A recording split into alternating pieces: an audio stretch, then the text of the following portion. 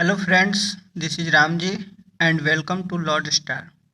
Discuss करेंगे child development and pedagogy. Chapter रहेगा 1, heredity and environment.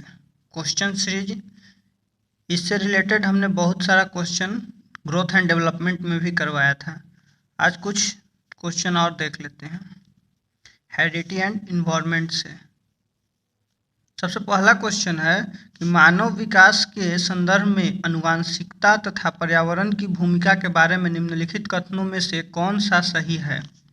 सबसे पहला है ऑप्शन, व्यक्तिक विभिन्नताओं का एकमात्र कारण आनुवंशिकता होता है। सिर्फ एकमात्र कारण आनुवंशिकता नहीं होता है। हमने पहले भी बताया था कि पर्यावरण और आनुवंशिकता दोनों होगा तभी जाके ये ऑप्शन ऐसे ही कट गया। उसके बाद है परिवेशीय प्रभाव पूर्ण रूप से एक व्यक्ति के विकास को निर्धारित करता है। इसके कहने का मतलब है कि सिर्फ पर्यावरण, तो सिर्फ पर्यावरण से तो नहीं होगा। उसके बाद तीसरा ऑप्शन देखते हैं, ये भी कट गया।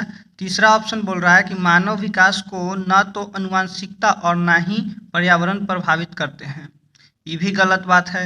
बिना पर्यावरण और बिना आनुवंशिकता के कोई विकास हो ही नहीं सकता है। और चौथा ऑप्शन है, आनुवंशिकता एवं पर्यावरण दोनों एक जटिल पारस्परिक क्रिया है, क्रिया के रूप में मानव विकास को प्रभावित करते हैं। बिल्कुल सही बात है कि आपको हम पहले ही बताए थे कि ग्रोथ बराबर हेरिडिटी इनटू इन्वायरमेंट, यानी कि दोनों प्रोडक्ट होता है डेवलपमेंट का। ओके, दूसरा क्वेश्चन है, आनुवंशिकता और पर्यावरण की भूमिका के बारे में निम्नलिखित में से कौन सा कथन सत्य है। इसमें पहला ऑप्शन है, पर्यावरण केवल बच्चे के भाषा विकास में महत्वपूर्ण भूमिका निभाता है। ऐसा तो कुछ नहीं है। सबसे पहला है कि केवल जो है वो निगेटिव है, केवल को देखेंगे तो उसको हटा देंगे। और ऐसे भी पर्यावरण केवल बच्चे के भाषा विकास में महत्वपूर्ण भूमिका निभाता है, ऐसा कुछ नहीं है। पर्यावरण और हेरिडिटी दोनों रहेगा तभी कुछ हो पाएगा। उसके बाद है, विकास के कुछ पहलू आनुवंशिकता और कुछ अन्य पर्यावरण से अधिक प्रभावित होते हैं। बिल्कुल सही बात है।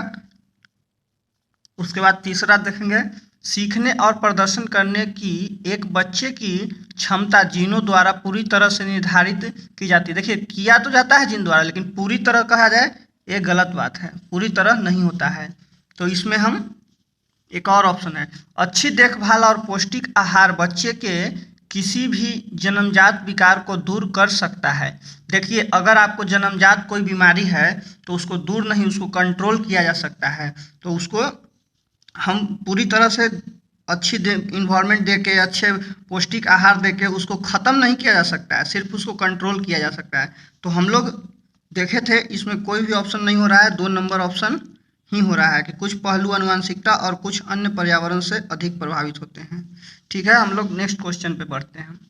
तीसरा क्वेश्चन है, एक नवजात बच्चा एक लड़की होगी। हाँ ठीक है, हमने पढ़ाया था कि लड़की कब होगी, जब XX क्रोमोजोम, मनुष्य में XY क्रोमोजोम होते हैं और स्त्री में XX क्रोमोजोम होते हैं। जब X क्रोमोजोम जाते हैं स्त्री में, तो वहां से हमको लड़की पैदा होती है। अगर Y क्रोमोजोम जाती है तो फिर लड़का पैदा होता है। इसलिए हमने बताया था कि XX क्रोमोजोम जो होता है गुणसूत्र, वो लड़की के लिए होता है। तो इसमें तो कोई संदेह की बात नहीं है। और XY जो हुआ ये लड़का के लिए है, XX जो हुआ लड़की के लिए है। YY गुणसूत्र कुछ नहीं होता है, इनमें से कोई नहीं होगा। इसलिए अब आगे बढ़ते हैं। मनुष्य के पास कुल गुणसूत्रों की संख्या कितनी होती है। हमने बताया था कि टोटल गुणसूत्रों की संख्या 46 होती है। तो फैक्चुअल क्वेश्चन है, एकदम समझाने लायक तो है नहीं कुछ। न 85 होती है, न 72 होती है, न 23 होती है, 46 होती है। उसके बाद है, विकास का उत्पाद है। सही बात है, ये क्वेश्चन हम लेके आए हैं इसलिए कि इसको समझना बहुत जरूरी है। विकास का उत्पाद है यानी अकेले आनुवंशिकता, सिर्फ हेरिडिटी मिलने से बच्चा विकास नहीं कर सकता है। अकेले पर्यावरण, सिर्फ अकेले इन्वायरमेंट मिलने से बच्चा विकास नहीं कर सकता है। आनुवंशिकता और वातावरण, यस, आनुवंशिकता और वातावरण दोनों को इंटरेक्शन से ही बच्चे का डेवलपमेंट होता है। यानी उत्पाद दोनों का प्रोडक्ट जो है विकास का अनुवांशिकता और वातावरण है। शिक्षा के अवसर, सिर्फ शिक्षा देने से बच्चे का विकास नहीं हो जाएगा। इन्वायरमेंट और वातावरण उसको कोई मिल ही नहीं रहा है, तो इसलिए ये भी ऑप्शन कटम। उसके बाद है 6 नंबर क्वेश्चन कि पुरुष और महिला के गुणसूत्रों के 22 जोड़े समान हैं, उन्हें इस रूप में जाना जाता है। हमने बताया था आप लोगों को कि 22 जोड़ा जो 23 जोड़ा जो गुणसूत्र होता है वो तो पता चलता है उससे कि लड़का होगा कि लड़की पैदा होगा, लेकिन 22 जोड़ा जो गुणसूत्र होता है उसको हम लोग समजात बोलते हैं, यानी ऑटोजोम्स। पहले ही ऑप्शन में है। हम लोग XX गुणसूत्र को भी देख लेंगे, इसमें लड़की होने की चांस लड़की होती है, और YY जो होता है इसमें कुछ नहीं होता है। और समजात जीन, आइडेंटिकल जीन जो होते हैं इससे कुछ नहीं होता है।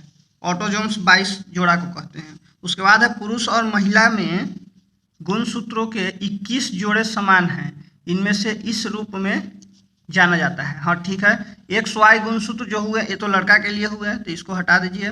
उसके बाद XX गुणसूत्र तो लड़की के लिए हुए। उसके बाद डाउन सिंड्रोम, हम लोग पढ़ाया था कि जब 21 जोड़े की बात आएगी तो वहाँ पे डाउन सिंड्रोम उनका नाम दिया गया था, इसलिए ये आंसर हो गया समजात ऑटोजोम्स। इसको हम लोग 22 जोड़ा कहे हैं और 21 जोड़ा। थैंक यू दोस्तों, मिलते हैं नेक्स्ट वीडियो में, तब तक धन्यवाद।